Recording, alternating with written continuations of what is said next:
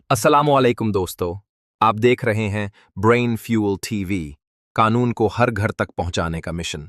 आज की वीडियो में हमारा मौजू है पीपीसी दफा 489। ये दफा उन लोगों पर लागू होती है जो जाली सिक्के, गलत सिक्का साजी या नकली सिक्का गर्दिश में लाते हैं। ये जुर्म मईशत के लिए जहर है।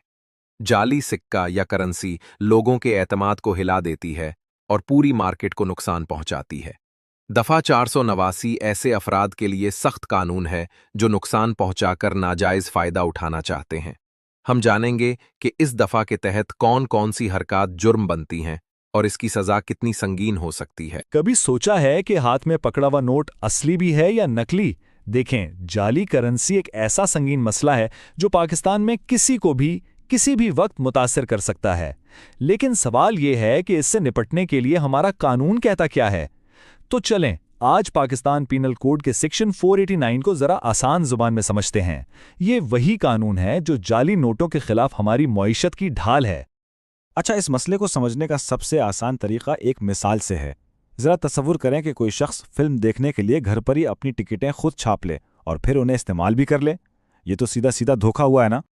लेकिन जब बात जाली करेंसी की आती है तो यह थिएटर कोई एक सिनेमा घर नहीं होता, बल्कि पूरी की पूरी मुल्की माशियत होती है।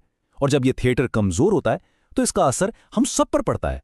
तो यह कोई छोटा मोटा बेनाम जुर्म हरगिज नहीं है।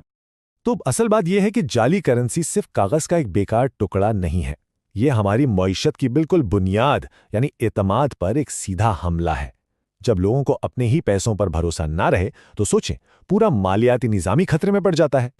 और इसी एतमाद की हिफाजत के लिए कानून में मौजूद है पाकिस्तान पेनल कोड का सेक्शन 489।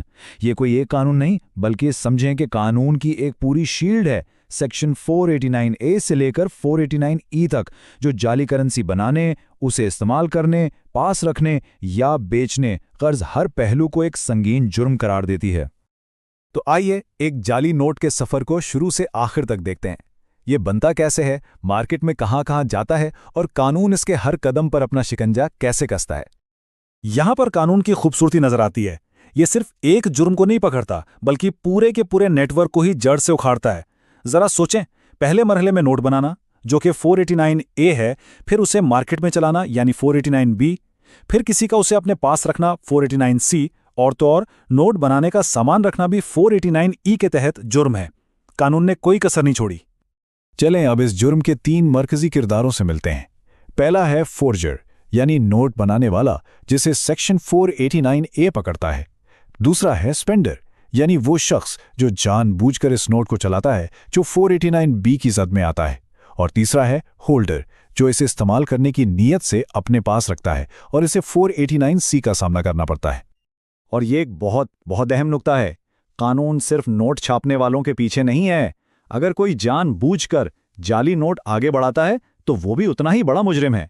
कानून की नज़र में बनाने वाला और चलाने वाला दोनों एक ही सफ में खड़े हैं। ठीक है, अब जब कि हमने कानून को समझ लिया है, तो आइए देखते हैं कि यह हकीकी जिंदगी में आम लोगों पर कैसे असरअंदाज होता है। चलें एक हकीकी कहानी देखते हैं।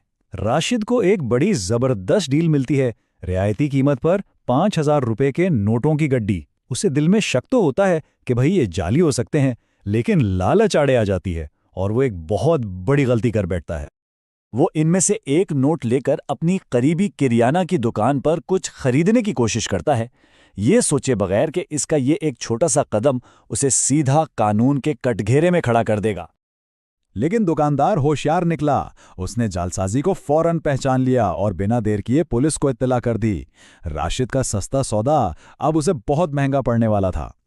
तो अब सवाल यह पैदा होता है कि क्या राशिद मुजरिम है, हालांकि उसने ये नोट खुद तो नहीं छापे? जी हां, बिल्कुल। कानून की नज़र में राशिद यकीनी तौर पर मुजरिम है। इस पर सेक्शन 489B यानी जाली नोट इस्तेमाल करने और 489C यानी कब्जा रखने दोनों लग सकते हैं। याद है, उसे शक था कि नोट जाली हैं। कानून की नज़र में ये शक ही उसे मुजरिम साबित करने के लिए काफ़ी है। तो ऐसी सूरत हाल से बचा कैसे जा सकता है? आइए कुछ आसान से तरीके देखते हैं जिनसे ये कवानीन हमेशा जहन में रहें।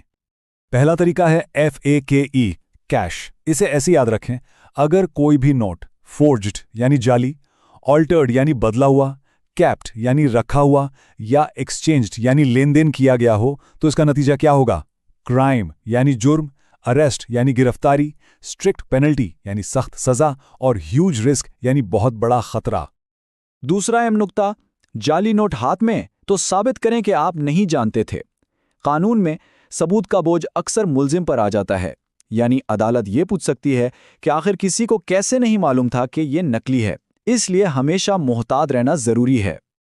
तीसरा, बस ये याद रखें, 489A से E का मतलब है जाली करेंसी का मुकम्मल चक्र। बनाने से लेकर रखने तक कानून ने इस जुर्म के हर मुमकिना रास्ते को बंद कर दिया है। ये एक मुकम्मल वाटरटाइट पैकेज है।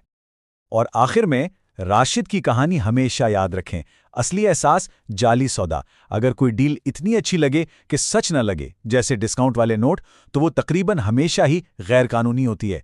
लालच से बचें और मोहतात रहें।